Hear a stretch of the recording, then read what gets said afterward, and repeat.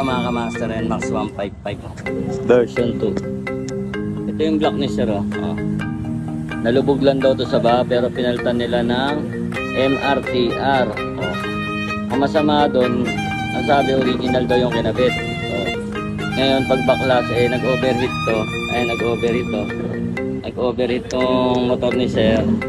Ayan, nung pagbaklas, sabi ko sa kanya, saan yung dati niyang block? Ayan.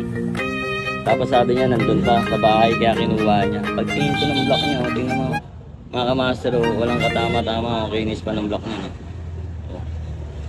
Sariwan-sariwa pa yung block, oh. Kaya ito ulit ibabalik ko yung block.